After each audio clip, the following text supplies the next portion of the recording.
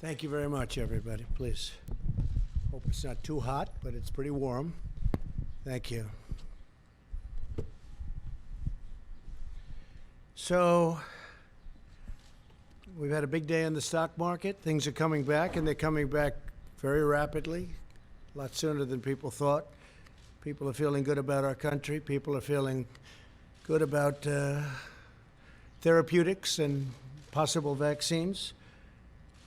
But we're going to go over quite a bit, and maybe at the end we'll take some questions if we have time.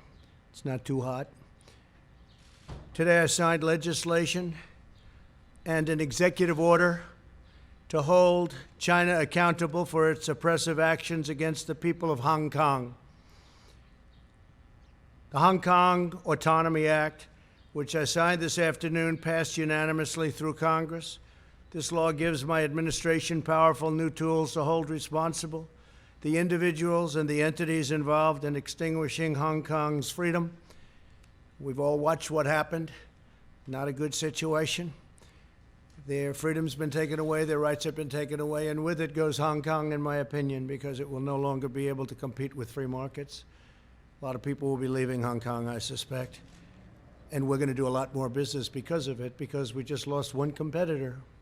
It's the way it is. We lost a very, very serious competitor that we incentivized to take a lot of business and do well. And we gave them a lot of business by doing what we did. We gave them things that nobody else had the right to do. And that gave them a big edge over other markets. And because of that edge, they've done really historic business, tremendous business, far bigger than anybody would have thought years ago when we did this gift. It was really a gift to freedom. Today, I also signed an executive order ending U.S. preferential treatment for Hong Kong. Hong Kong will now be treated the same as mainland China. No special privileges, no special economic treatment, and no export of sensitive technologies. In addition to that, as you know, we're placing massive tariffs and have placed very large tariffs on China. First time that's ever happened to China. Billions of dollars have been paid to the United States, of which I've given quite a bit to the farmers and ranchers of our country because they were targeted. And that's been going on for 3 years. It's the first time anybody's ever done anything like that. And prior to the plague pouring in from China, they were having the worst year, as you know, in 67 years. And I don't want them to have a bad year. I want them to have a good year. But they were taking advantage of the United States for many, many years. And that's stopping. But then the virus came in, and the world is a different place. But we're now getting back. And one of the reasons the market's doing so, it's almost at the point that it was at prior to the plague. Almost. We're getting very close. It's a great thing. It's an amazing thing what our people have done and what they've endured. No administration has been tougher on China than this administration. We imposed historic tariffs. We stood up to China's intellectual property theft at a level that nobody's ever come close.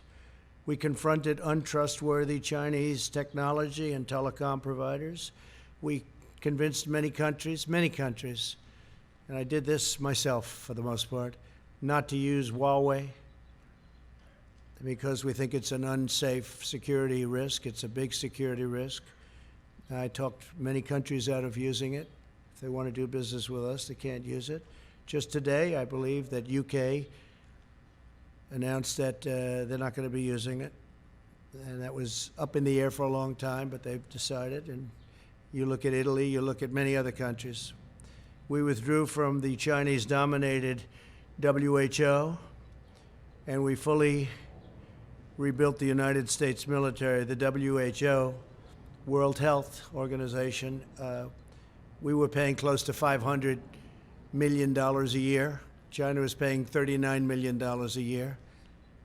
And China had too much say. They worked it very hard, which is a bad thing done by our past administrations. But we were tough, and we were saying, I was asking, I said, why are we paying so much more than China? China has 1.4 billion people. We have 325. probably 325 million approximately. Nobody can give the exact count. We're trying to get an exact count, but you have, over the years, many illegals who have come into the country, so it depends on how you want to count it. But you could say 325 to 350 million people as opposed to 1.4 billion people. And the world trade is terrible. That deal is terrible. The world health is a terrible deal. We've been very tough on the World Trade Organization, and we've been, I guess, as tough as you can get on world health. We withdrew our money. We told them we're getting out. Doesn't mean that someday we won't go back in. Maybe we will when it's correctly run, but they made a lot of bad predictions, and they said a lot of bad things about what to do and how to do it, and they turned out to be wrong. And they were really a puppet of China. And make no mistake, we hold China fully responsible for concealing the virus and unleashing it upon the world. They could have stopped it. They should have stopped it. Would have been very easy to do at the source when it happened. In contrast, Joe Biden's entire career has been a gift to the Chinese Communist Party and to the calamity of errors that they've made. They made so many errors, and it's been devastating for the American worker. China has taken out hundreds of billions of dollars a year from our country, and we rebuilt China. I give them all the credit in the world. I don't give the credit for the people that used to stand here, because they allowed this to happen, where hundreds of billions of dollars were taken out of the United States Treasury in order to rebuild China. There's no company and no country in the world has ever ripped off the United States like the incredible job that they did on this country and the people that ran it. Possibly it's one of the reasons, certainly it's one of the very big reasons, trade and things related to trade, that I got elected in the first place. I've been talking about it for a long time, along with many other subjects, frankly. Joe Biden supported China's entry into the World Trade Organization, one of the greatest geopolitical and economic disasters in world history. If you look at China and you look at the moment they joined the World Trade, they were flatlining for years and years and years and decades. And then all of a sudden they joined the World Trade Organization, and they went like a rocket ship. They were given all sorts of advantages. They were considered a developing country. As a developing country, they got tremendous advantages over the United States and other countries. And they took advantage of those advantages and then some. Biden personally led the effort to give China permanent most favored nation status, which is a tremendous advantage for a country to have. Few countries have it, but the United States doesn't have it. Never did, probably never even asked for it, because they didn't know what they were doing. As Vice President, Biden was a leading advocate of the Paris Climate Accord, which was unbelievably expensive to our country, would have crushed American manufacturers while allowing China to pollute the atmosphere with impunity. Yet one more gift from Biden to the Chinese Communist Party. They took all of the advantage away from us. They took everything away. They don't have oil. We would have had to close up tremendous amounts of our energy to qualify eventually, not too far into the future. We would have had to do things that would have been unbelievably destructive to our country, including the possible closing of 25% of our businesses. Think of that. And it was going to cost us hundreds and hundreds of millions of dollars for the privilege of being involved in the Paris Climate Accord. And you just have to look at what took place this year in Paris and France, where money was being sent to countries all over the world, and the people of France didn't want to take it, and they didn't, and they did a lot of rioting. They had their taxes raised. We would have had to raise our taxes, and it was a disaster. I've been given a lot of credit for what I did there. It took a certain amount of courage, I guess, because it sounds so nice, the Paris Climate Accord. but it wasn't good for us at all. America lost nearly 10,000 factories while Joe Biden was vice president. Think of that, 10,000 factories. He wrote something today, and he made a statement today that I wrote down, pretty accurate. So Biden was here for 47 years, 8 years, the last 8 years, not long ago, as vice president, he said, 1 in 5 miles of our highways are still in poor condition. Well, we're doing a good job on highways, but why didn't he fix them 3 years ago? Why didn't he fix them? Tens of thousands of bridges are in disrepair and on the verge of collapse. Well, it's probably not a right number, but we have bridges that should have been fixed. Why didn't he fix them? He was there for 8 years with President Obama. Why didn't they fix them? Tens of thousands of bridges. This is what he wrote. High-speed broadband. We want high-speed broadband. Well, why didn't he get it? 3 years ago is not a long time. And he didn't do any of the things, but now he says he's going to be president. And as president, he's going to do all the things that he didn't do. He never did anything except make very bad decisions, especially on foreign policy. So Joe Biden and President Obama freely allowed China to pillage our factories, plunder our communities, and steal our most precious secrets. And I've stopped it largely, but I've stopped it. And it wasn't easy, because you talk about a certain power of the telephone and the calls, where they would call and say, no, we don't want to do that. And other countries would call on behalf of China, but I did it. I did what has to be done. And you just take a look at what's gone on, and take a look at at the numbers where they devalued their currency in order to pay the tariffs. Now the Democrat Party is calling for defunding of our military. Think of that, defunding. They want to defund our military when China is building a massive military. They're building a massive military, and Biden wants to defund our military.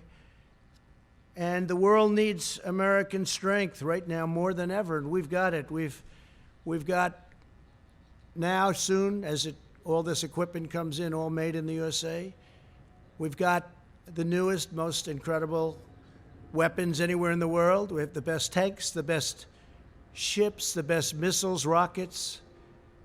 We have the best of everything. We have the best fighter jets, the F-35, the F-18.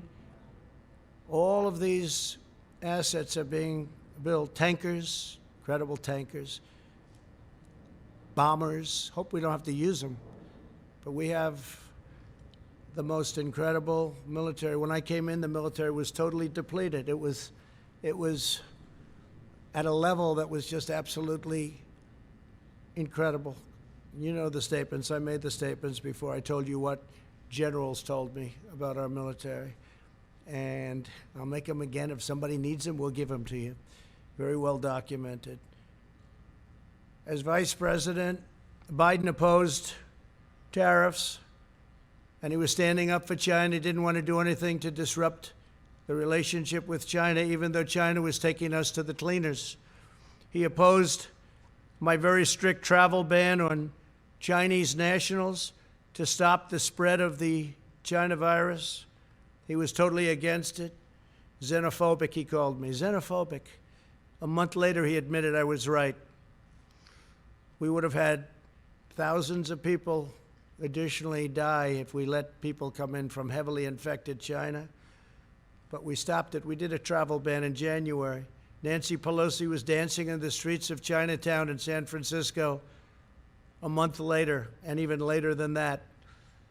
And others too. They all thought what I did was a terrible mistake. We would have lost, in fact, Dr. Fauci said he would have lost thousands of additional people if President Trump had to do that. And I was a crowd of one, because even experts didn't want to do it. They thought it was a mistake. And then I did Europe when I started seeing what was going on in Italy and Spain and France and other countries in Europe. I did a ban on people coming in from Europe. That would have been disastrous for our country also.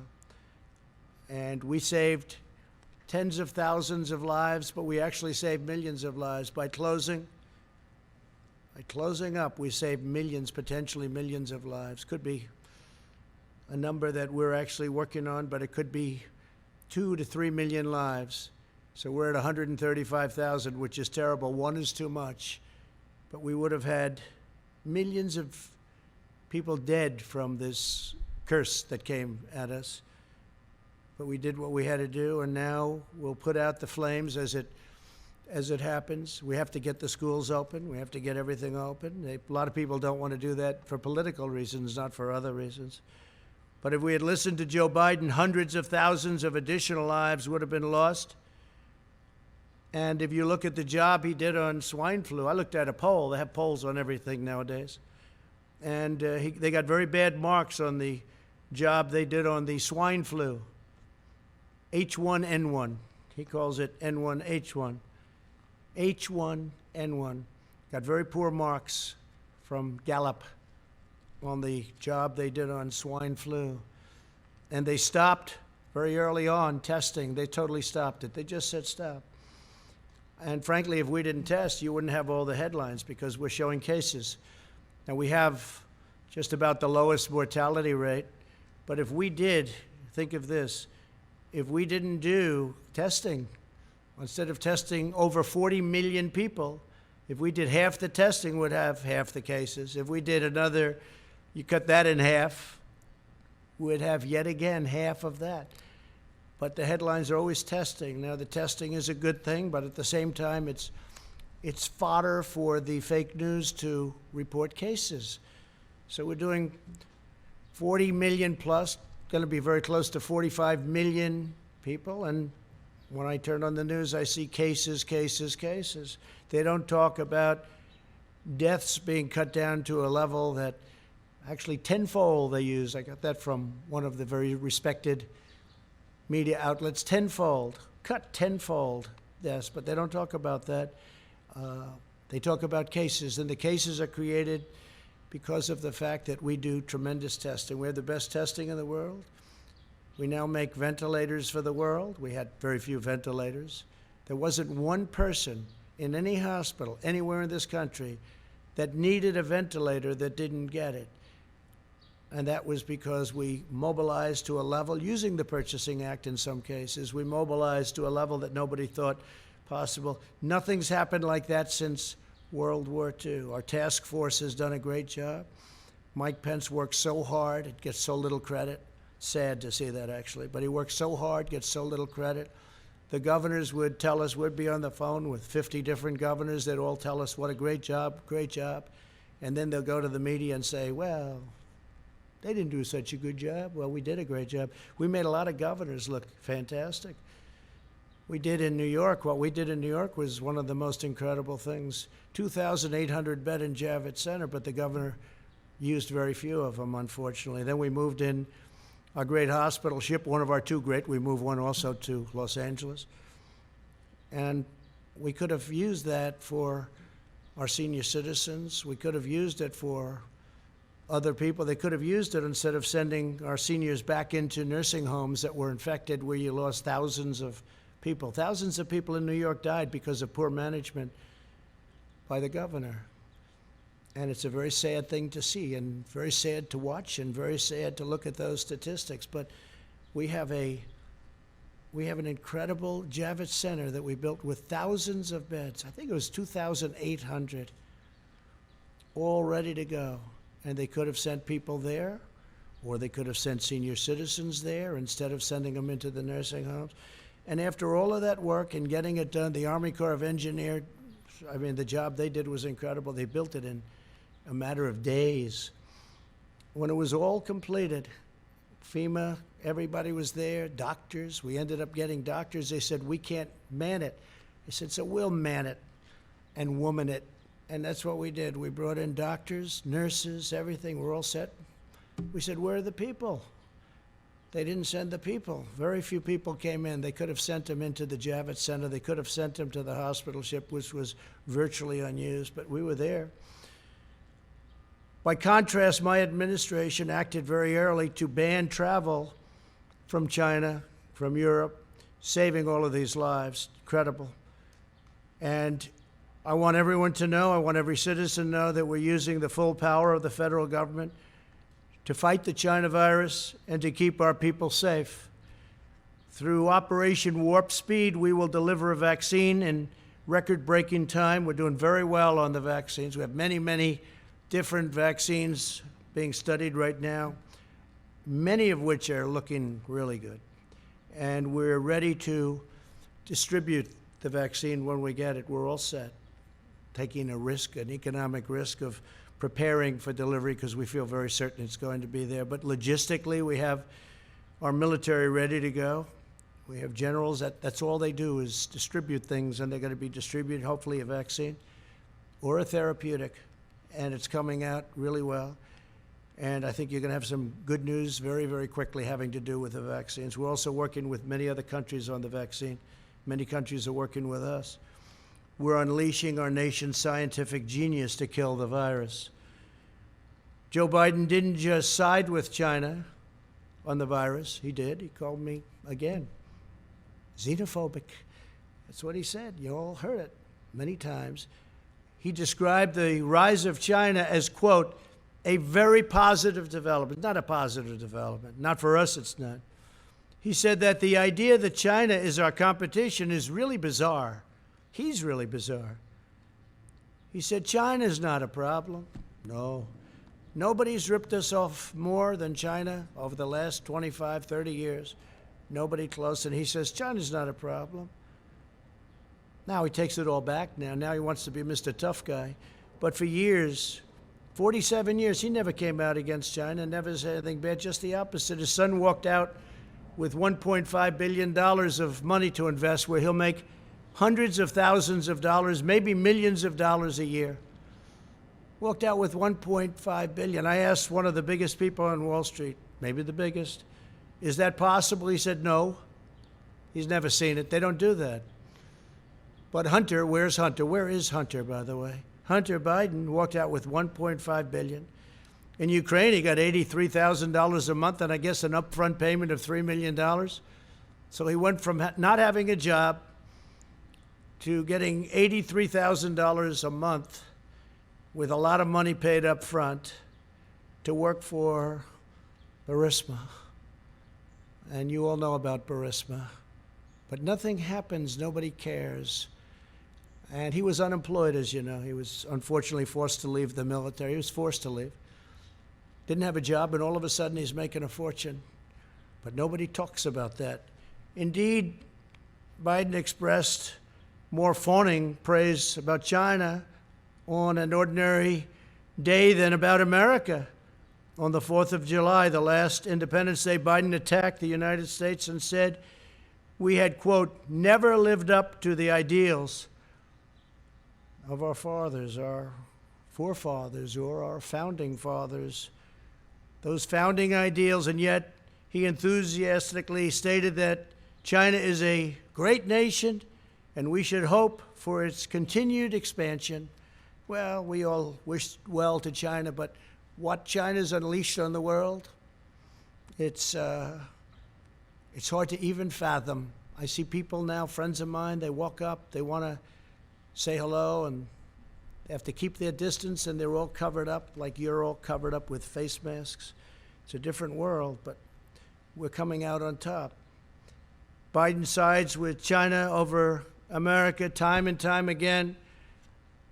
And he said on the 4th of July, American history is no fairy tale, and yet blindly celebrates China, saying few nations in history have come so far, so fast. He's so proud of them.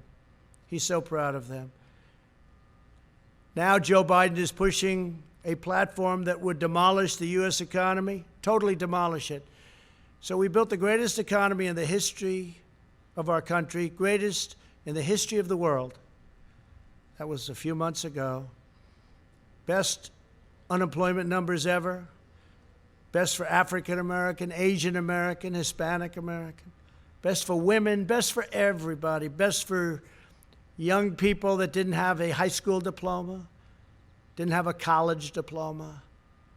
They had a diploma, they were really in good shape. We built the greatest ever, stock market highest ever in history. We had 143 days of all-time stock market highs in just less than 3.5 years. And we had to close it down because we did the right thing by doing that. As I said, we saved millions of lives. But China was saying, this is incredible what's going on. China was, for the first time, respecting the United States. And now they want to do something that's much different, Joe Biden. So I've watched this, and I've watched it with great interest. We're building our economy again. I guess the stock market went up almost 500 points today, or something thereabouts. You'll check, but it was up a lot when I left. And our economy is coming back. We're almost at a level where, even though it's long before the very important, maybe the most important ever, election of November 3rd, we're long before that, but we're close to record stock markets again, and NASDAQ hit an all-time high for the 16th time. Think of that, for the 16th time over the last month or so, for the 16th time. So one of our markets already hit an all-time high. Today, Joe Biden gave a speech in which he said that the core of his economic agenda is a hard left crusade against American energy. He wants to kill American energy. He wants to re-enter the unfair, one-sided Paris Climate Accord, which will destroy us, at the expense of many other nations who benefit. It was actually drawn, in my opinion, to take advantage of the United States, just like so many other deals are done to take advantage of the fools running the United States. But this would do nothing for the environment, but would cripple American industry while greatly helping China. He wants to impose massive energy taxes and job-crushing mandates to eliminate carbon from the United States economy. Let him define the word carbon, because he won't be able to. Obliterating American oil, clean coal, natural gas, and the natural energy resources that supply countless American jobs. Joe Biden put AOC, a young woman, not talented in many ways, in charge of his energy plan and the environment, essentially. Her and Bernie Sanders, who ran a lot of times for president, never made it. Good base, but that's about it. In other words, he wants to impose the Green New Deal on our country. When I first saw the Green New Deal, I thought it was a joke. I said, this will never go anywhere. Now they're trying to impose it. This will destroy our country and make us non-competitive with other countries. Don't forget, we're in competition with China and with many other countries throughout the world. We're in tremendous economic competition, including Europe, which has never treated us well. The European Union was formed in order to take advantage of the United States. They formed, and they take advantage of the United States. And I know that. They know I know that. But other presidents had no idea. Last week, Joe Biden released his unity platform developed with socialist Bernie Sanders, describing what he would do if elected president. The Biden-Sanders agenda is the most extreme platform of any major party nominee, by far, in American history. I think it's worse than actually Bernie's platform. It's gone so far right. And he's doing that because he's begging for that vote. But one of the things I just asked my people to do is just draw up for me, just quickly, some of the things that we've been hearing about over the last couple of weeks. And these are actual key elements of the Biden-Sanders unity platform. Abolish immigration detention. No more detention. You come in here illegally, no more detention. Stop all deportations. So if we get a MS-13 gang member, which we've taken out of our country by the thousands, brought them back to Honduras, Guatemala, can't do that anymore. El Salvador. Can't do that anymore. Stop all deportations. In other words, we'll take all of these people, many of whom are in prison for rape, murder, lots of other things. End prosecution of illegal border crossers. Oh, okay, they come in illegally and we have to stop the whole process. Support the deadly sanctuary cities where many of these people are protected better than the American citizen is protected. incentivize illegal alien child smuggling. Give it an incentive. Because if you look at what they're saying, that's exactly what they do.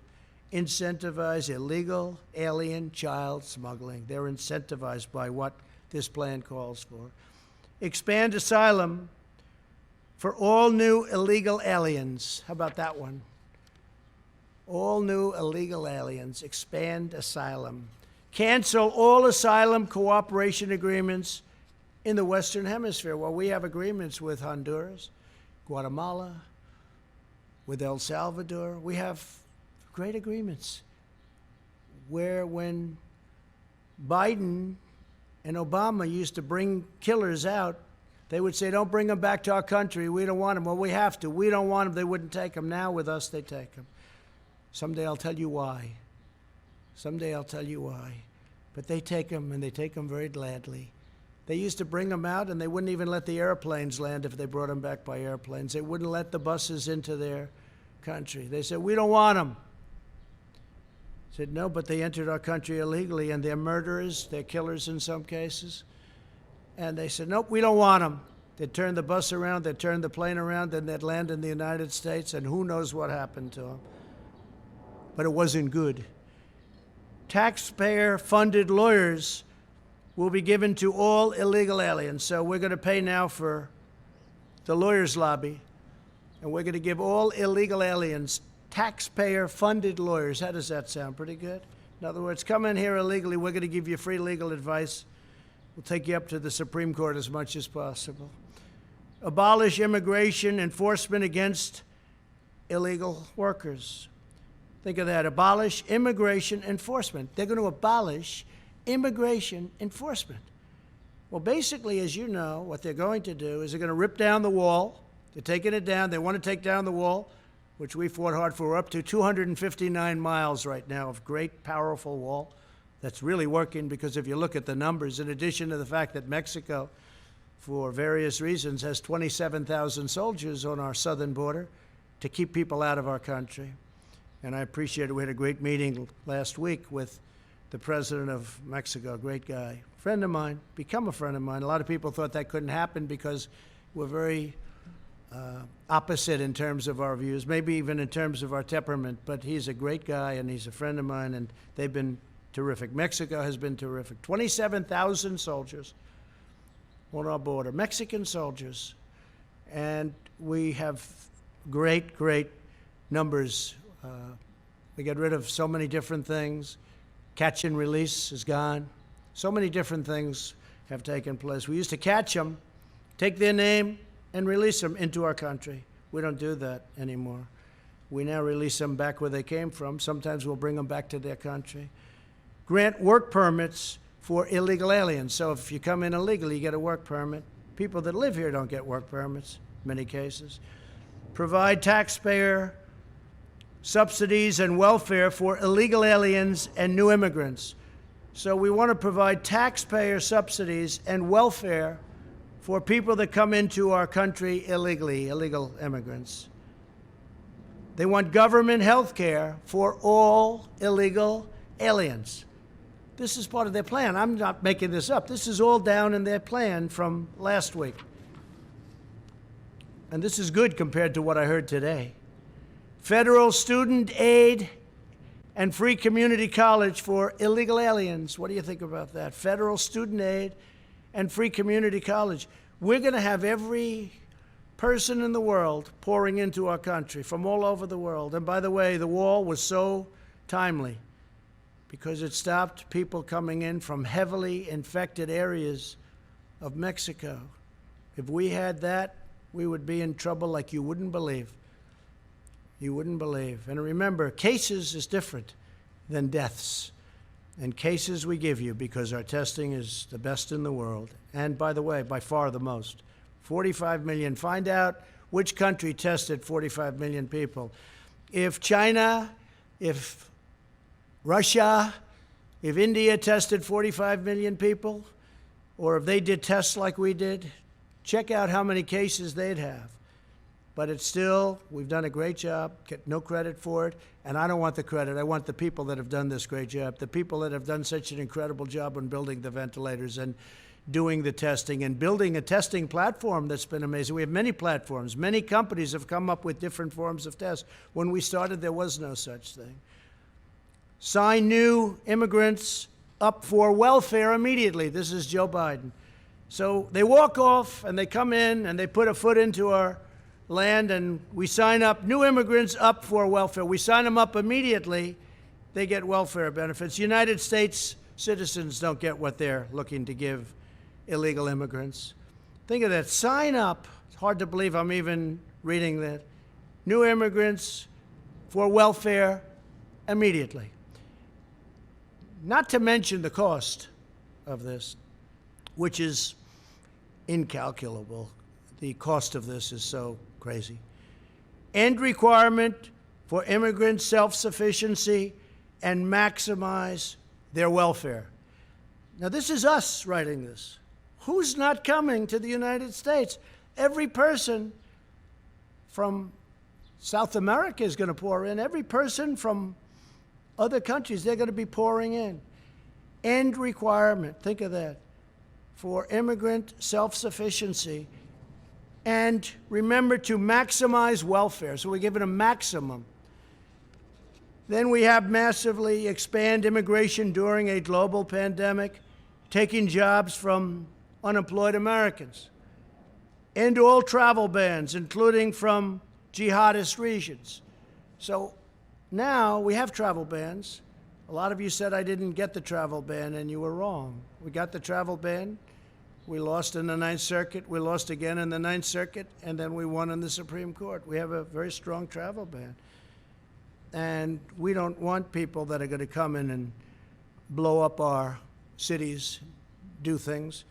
And frankly, with the liberal Democrats running the cities that we do have, where they do have problems, maybe they wouldn't mind, but I would mind, and the people of this country mind. So listen to this. End all travel bans. He's talking about the ban that I won, that everybody said I didn't win. They said I didn't win because in the lower court we lost, that we lost in the appellate division, and then we won in the Supreme Court. So he said he lost, and they're right at the lower level. But in the meantime, we won in the Supreme Court. So it's in effect, but they didn't say that. They said he lost, which again is fake news, but that's the way they do it. So end all travel bans, including from jihadist regions. They specify that. Grant mass amnesty. Everybody gets amnesty, mass amnesty. Think of that. And this is create a roadmap to citizenship for massive, massive numbers. And we're not talking about DACA because I'm going to take care of DACA much better than the Democrats did. The Democrats had their chance, and they blew it. But we're going to take care of DACA because I'm going to be doing, in the not too distant future, pretty soon, I'm going to be signing a new immigration action, very, very big merit-based immigration action that, based on the DACA decision, I'll be able to do. Vastly expand low-skilled immigration to the United States. So they want a lot of people come in with low skills. I like merit. Think of that. Vastly expand low-skilled immigration to the United States. These are the things that are in the plan. This is Biden. Biden's gone radical left. Increase refugee admissions by 700%. Huh. That's a lot. By 700%. Nobody's ever heard of such a thing. Increase refugee admissions by 700%. Abolish law enforcement as we know it. I think the police do an incredible job in this country. And you're going to have a rogue, terrible cop on occasion, like you do in any industry, in any business, in any profession. But I think they do an incredible job. Abolish law enforcement as we know it. End cash bail. No bail. Just, we let you right out. Look at what's happened to New York. Crime is up, shootings are up at numbers that nobody's ever seen before. Look at Chicago, what a disaster. And we're waiting for them to call us because we're all set to go. We have the FBI. We have Homeland Security. We have everybody ready to go. We have the National Guard. They're all ready to go. End cash bail, releasing dangerous criminals onto our streets. Cash bail. New York just did that. Other places have done it. They haven't turned out too good. Abolish completely the death penalty. And I know there's a lot of debate on the death penalty, and there has been for a long time, but sometimes you use the death penalty, depending on the crime. You know what happened today with regard to the death penalty. Appoint social justice prosecutors in order to free violent criminals. So they want to appoint social justice prosecutors to free violent criminals. End mandatory minimums.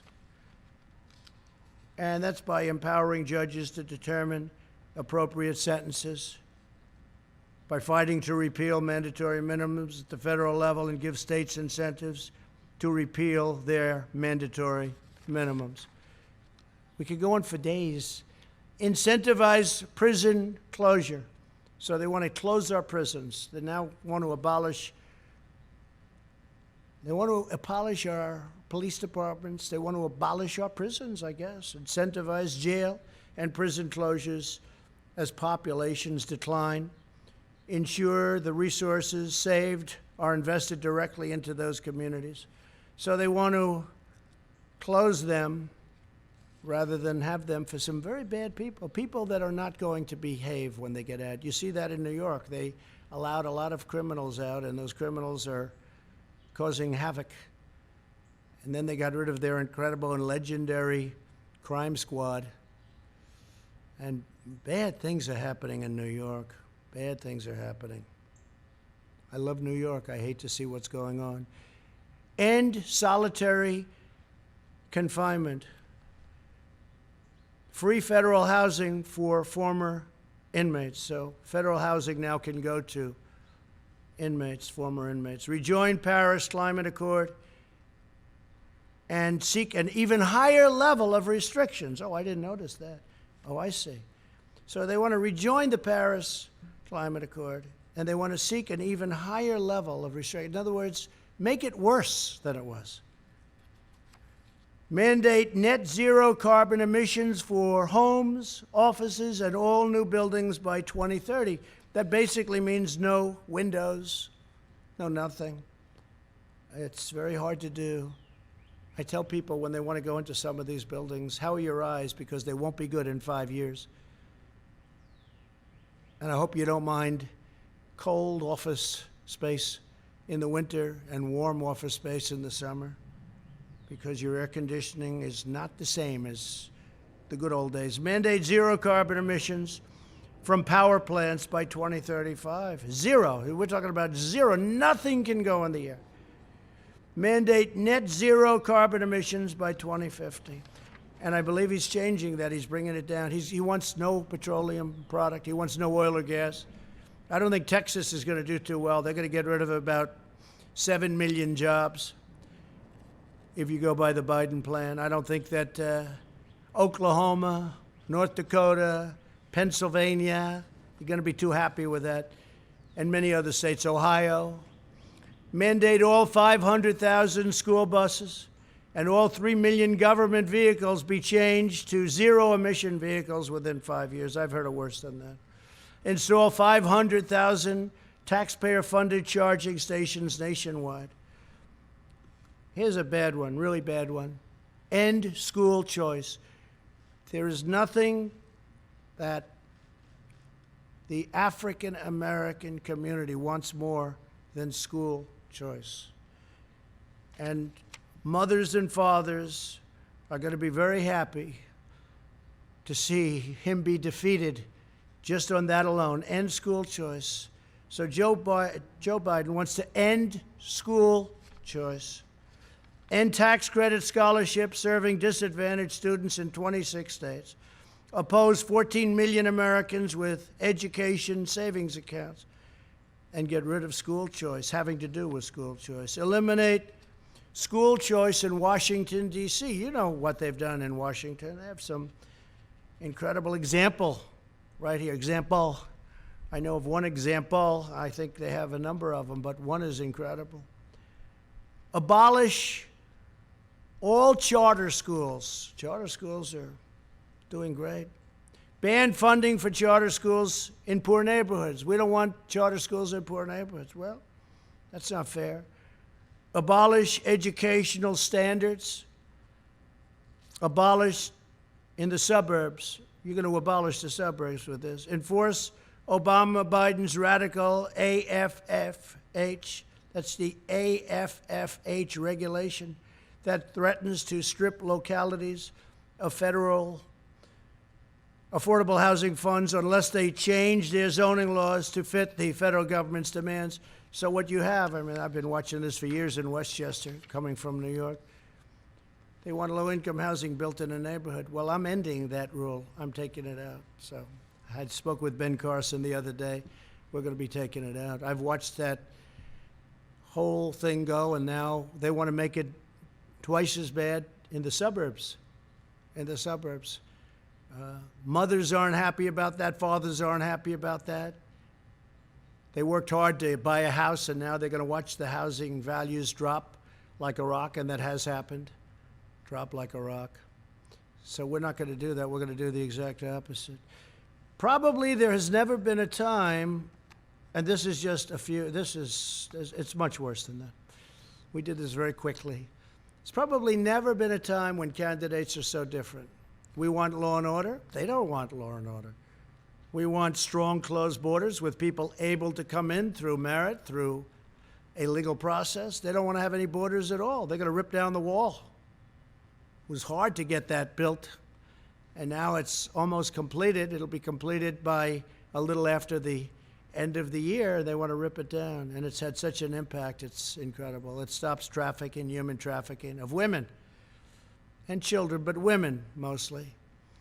Human trafficking, one of the worst things ever, all at a level that it's never been at because of the internet. You wouldn't think, you think of it as an ancient statement. You wouldn't think that's possible today, but it's human trafficking of women and children. And they want to let that continue. The wall has stopped it so much because they will go over to a section where there aren't people, not an entry point, and they'll make a left into the United States. They're on their way. They can't do that anymore. We have a 30-foot wall that goes 6 feet into the ground. It stops a lot of the tunneling because they're pretty good at tunnels. But we watch the tunnels, and we have equipment for that. But you can't make a left anymore and come into the United States loaded up with human traffic. So they want to take down the wall. They want to have open borders. Think of open borders today, though, with the pandemic. I mean, the timing is sort of interesting, but with the pandemic.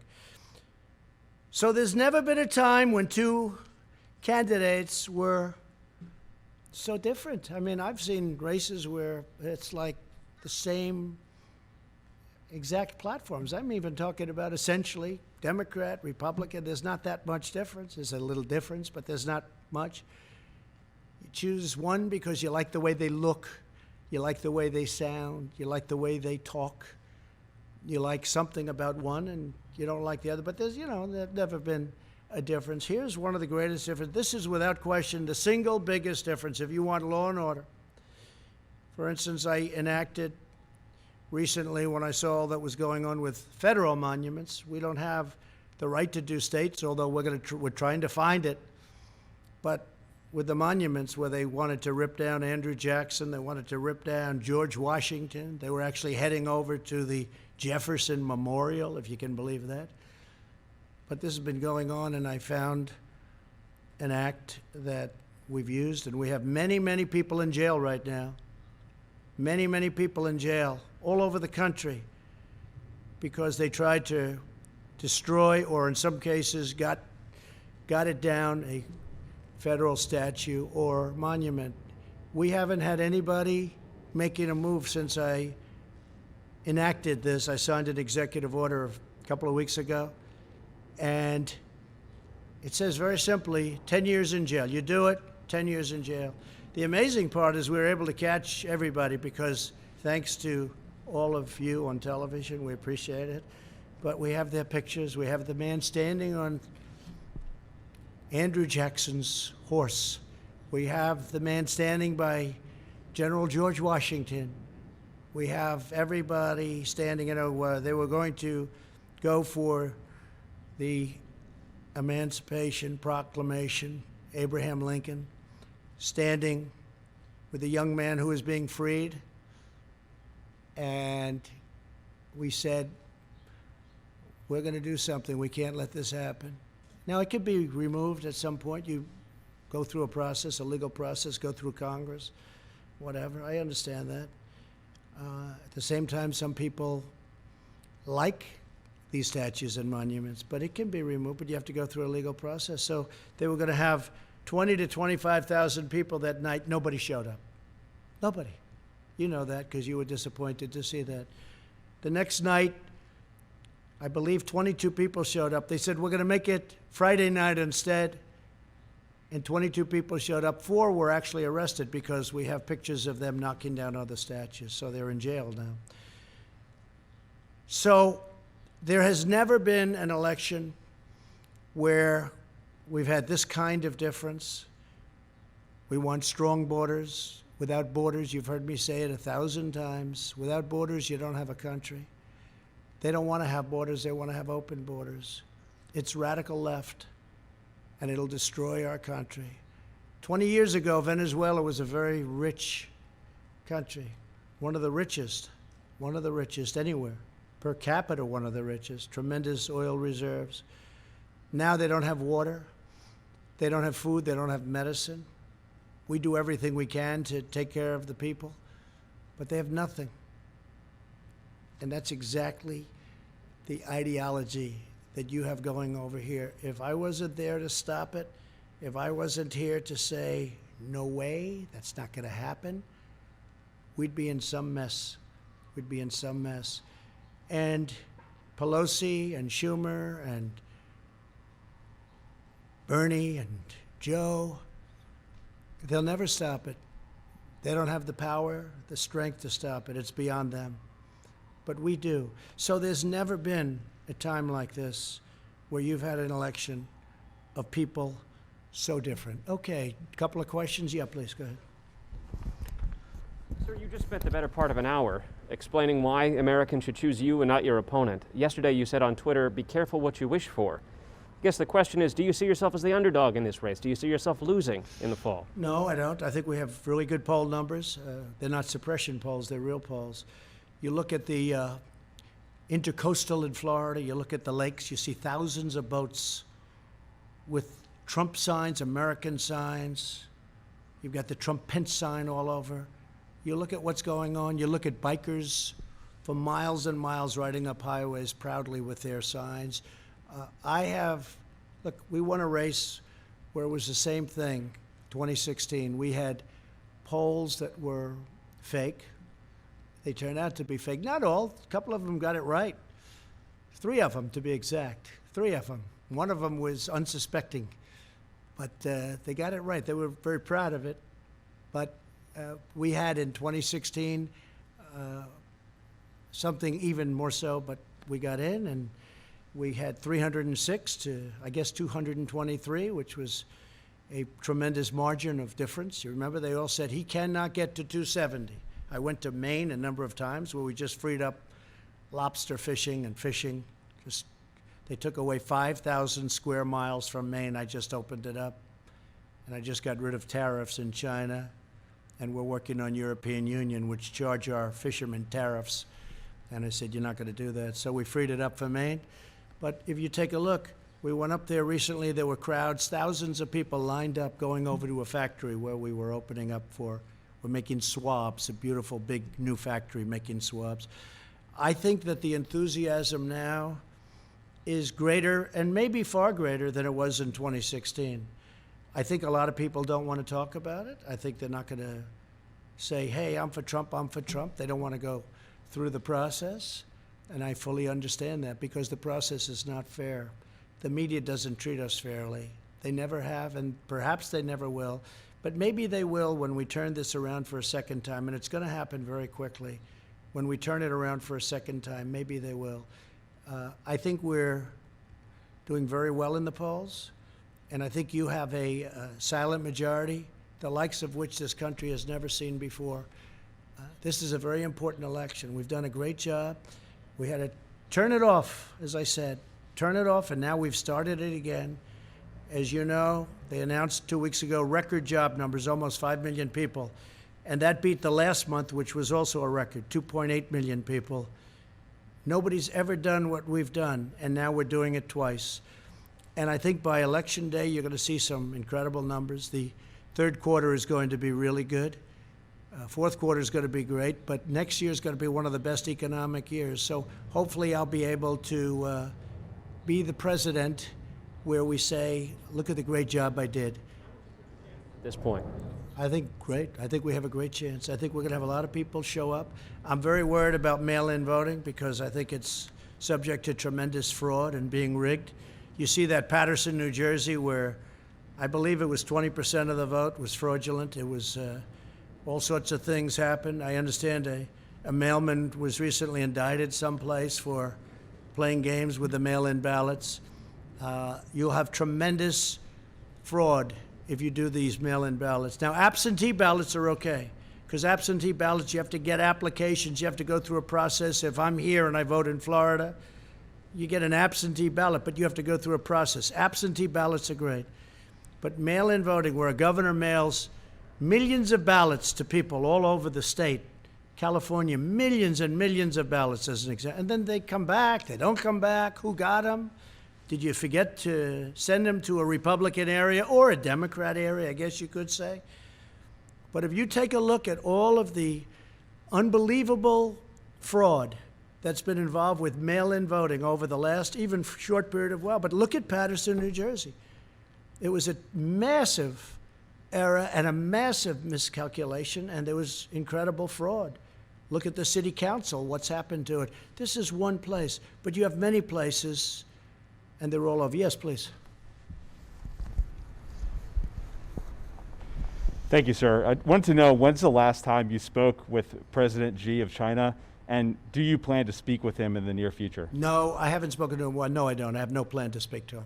Yeah, And please was go. there a follow-up? What Thank you. So, do you want to do a follow-up? Yeah, if you don't mind. Okay, yeah. Is it okay? Yeah, go ahead. Yeah. I just wanted to know, Ruth Bader Ginsburg was hospitalized today with an infection. Wanted to know if you had any reaction to that news. No, I wish her the best. I hope she's better. I didn't hear that, actually. She was just hospitalized? No, that's too bad. No, I wish her the best. Okay. She's actually giving me some good rulings. Okay? So you know that, right? People were surprised. No, I wish her the absolute best. Please. Thank you, Mr. President. So you were mentioning the travel bans, and I wonder, when do you plan to review that? Because the European countries are in a situation is under control, much a better place than the U.S., and there is no ban for other hotspots like Russia and India. So what will be the criteria to change that? And another question. Well, you know, we've banned for Europe, and at some point that'll come off, and we're dealing with them all the time. The relationship's very good. They just don't treat us very well on trade.